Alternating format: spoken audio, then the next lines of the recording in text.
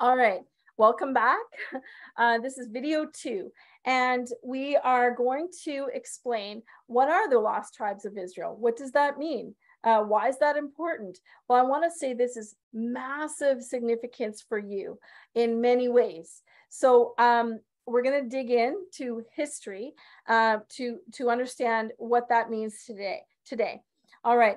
Wise people look back at history because history always repeats itself. History always goes in cyclical patterns.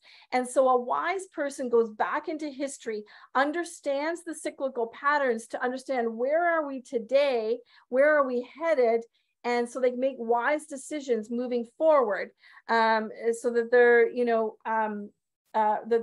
they're prosperous. All right, so we need to go back and look at the foundations of where did this hatred, where did this genocide begin, and why. All right. And so we're going to go back to about 1750, 1800 BC. And I'm not going to go year by year. I'm going to try and keep this video to about 15 minutes. And, but we need to dig in, and I hope this information will bring a lot of understanding. So I'm going to bring up a diagram. All right, here we go. So since the beginning of time, it's always been a struggle, a power struggle between good and evil. And you're a very spiritual people. You understand the Creator. And so more specifically, it's always been a battle between evil and the Creator. All right. So we need to look at history through that cyclical pattern of when it was push and when it was pull. All right. So let's look at, again, back to about 1750 BC. There were two boys born, Jacob and Esau. They were twin brothers. And they were actually, it says that they actually battled for power and control in the womb. And they were battling for birthright. Birthright back then was a thing. And what that meant was that the oldest son received all of the father's trade routes, livestock, servants or employees, and and land, and whatever status the father had in the community, the oldest son would step into that. So birthright was a coveted thing. It was important. So obviously these two boys were struggling, wanting to be born first. All right. So as it turns out, Esau was born first. All right. And then Jacob obviously was born second. Now, Esau, they were very different boys. Esau was he was a hunter. He was very brawny, very rugged, and he would be out for, weeks hunting, and then come back and then go out for hunting again. But Jacob was a farmer, and so he stuck obviously around the homestead.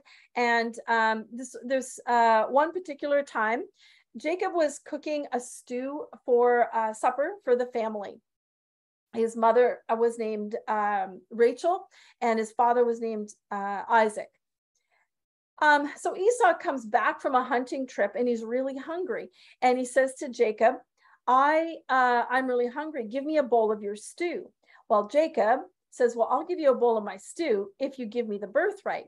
And Esau, being foolish and thinking with his stomach and not his head, says, yeah, sure, I'll give you the birthright. And so there we went. And a couple of years later, or some years later, the father, Isaac, was on his deathbed. Now, there are a lot of details in this particular, this is, by the way, this is historical. This is true history, not a fairy tale. There are a number of details I'm going to leave out just to keep this video concise and to the point. But as it turns out, the father on his deathbed passes the birthright on to Jacob. All right, so here we have Jacob has the birthright. Esau is angry and bitter, and he takes off. They go different directions, and they actually only ever see each other again once in their lifetimes. But Esau, this is where bitterness and anger and hatred, hatred being a key word, enters into the family line of Esau. All right. Now, and then Jacob, of course, is happy. He's moved on with the birthright. All right. I just need to say here, when you see these lines going across the screen, things are passed down generational lines, right? So if there is wealth in a family line, it tends to get passed down through the generations. You inherit the wealth of your forefathers, right? But other things get passed down too. You know, some families are wanderers, and they just learn, the children learn to be wanderers in the world, or adventurers, you know. But also hatred and bitterness can be passed down in family lines too, because we teach it to our children and they carry on that family trait. All right. So now let's look at the line of Jacob. Now, a couple of generations before this, what happened was it was prophesied that this family line would be the chosen ones of the Creator, that they would live the Creator's ways, and the rest of the world would see and know the Creator by how these people lived. All right. So Jacob then was renamed by the Creator. He was given a new name, a name called Israel, all right, to fulfill the prophecy that he would, his family, because he had the birthright, remember, his family line became the chosen ones of the Creators. So he is renamed Israel. All right, Israel has 12 sons, and those 12 sons form 12 tribes. There are two sons, actually, there are two grandsons that replace two of the sons, but for now, that's a detail I'll talk about in another video. But for now, we can suffice it to say that 12 tribes were settled through the sons of Israel.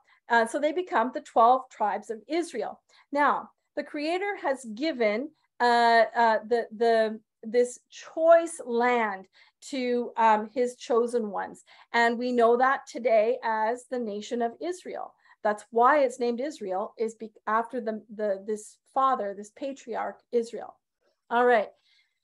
So the 12 tribes settled throughout the land of Israel and grow and grow and grow into vast, very prosperous communities and cities.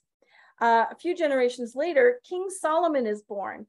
All right, so he's born and he is king over all of the nation of Israel, all of the tribes.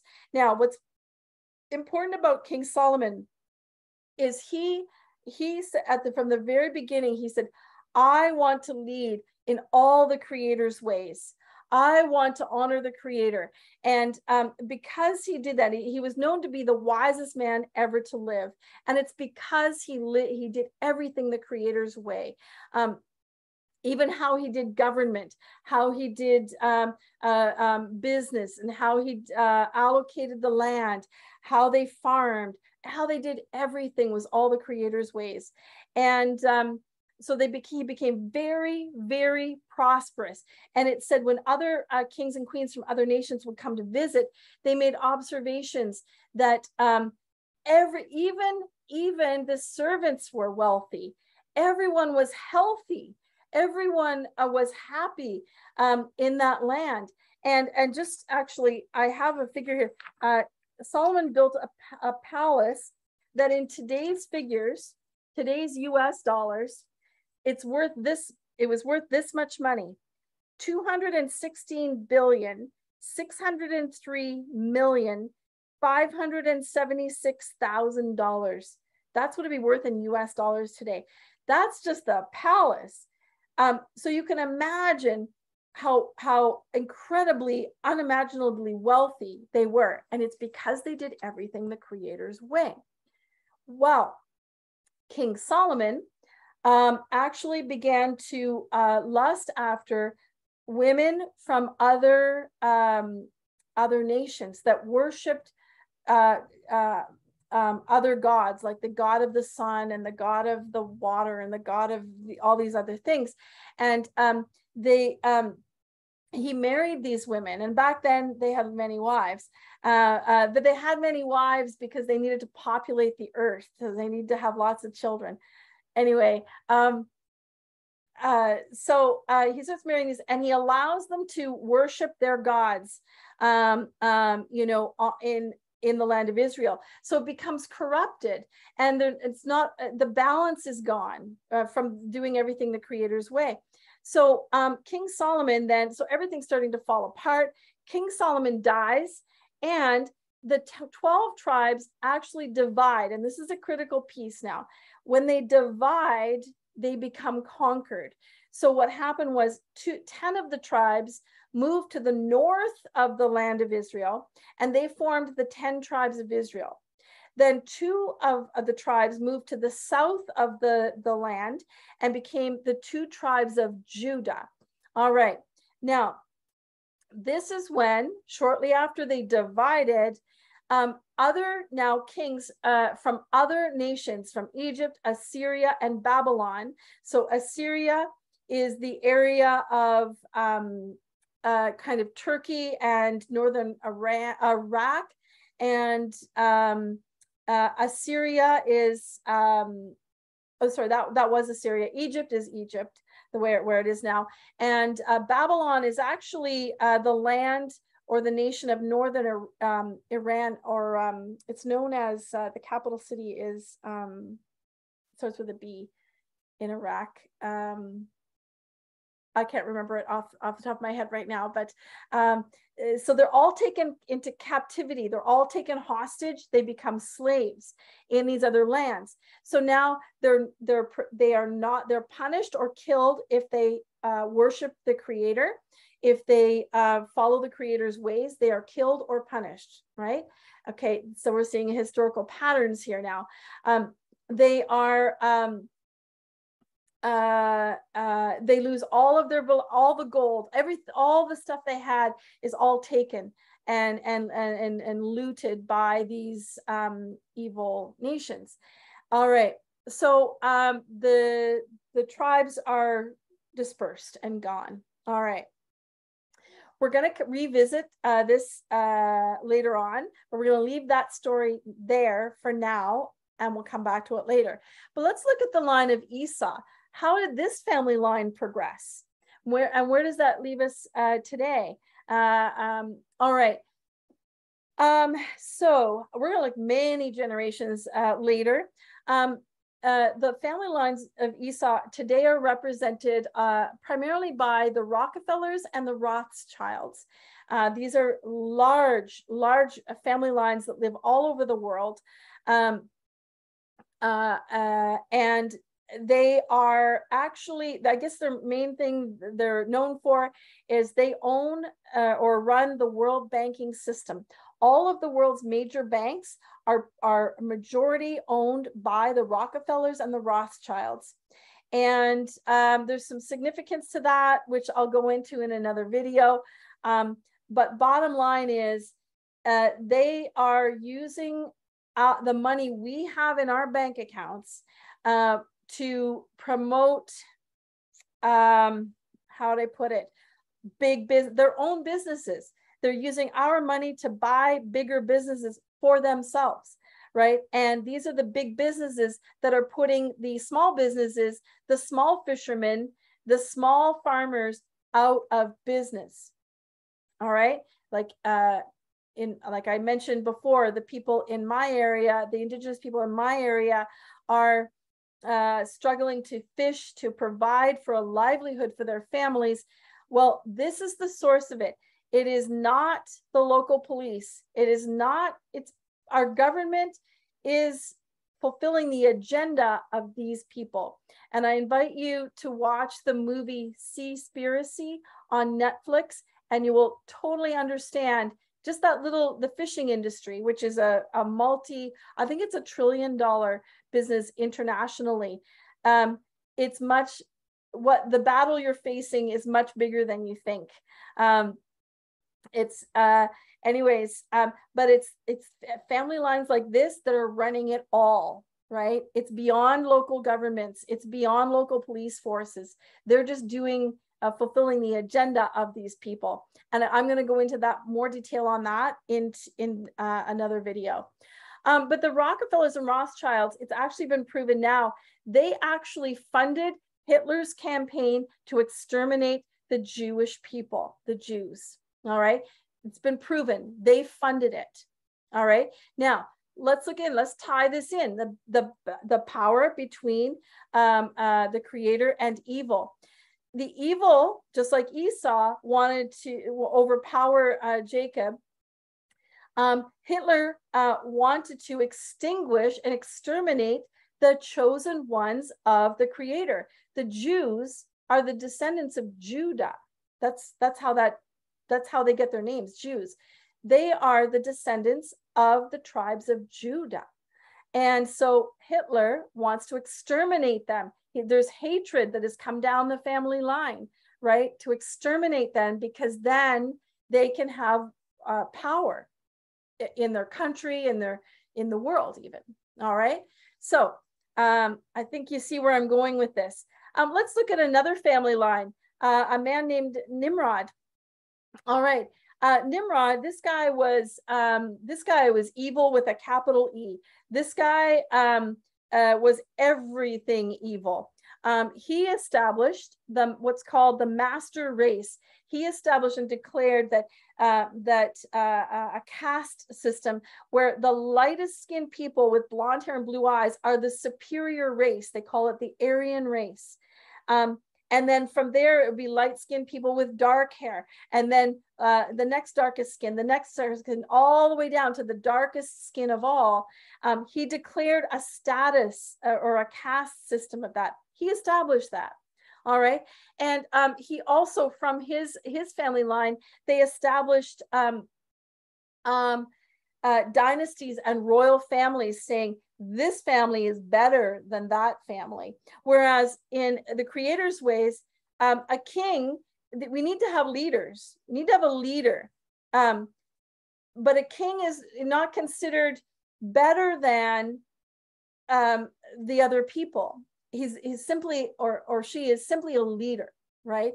But they're not better than the others. But in Nimrod established royal families and dynasties, meaning these people are better than, and with that kind of power, they were able to absorb all the wealth and control the people and keep people in slavery. And thus the wealth gap between the rich and the poor becomes wider under these systems. All right. Now, I know there's some sensitivity to Catholicism. I know there's a lot of Indigenous peoples that consider that are Catholic, and there's others that are very much against Catholicism. But there's nothing personal involved in this. But the truth is, Nimrod was as critical. His family line was critical in developing what's known as the Vatican today, which would be control. Everything's about control, right? Control over religion, right? Right here we have Rockefellers and Rothschilds, control over money. Others, Freemasonry would be primarily control over families. All of these,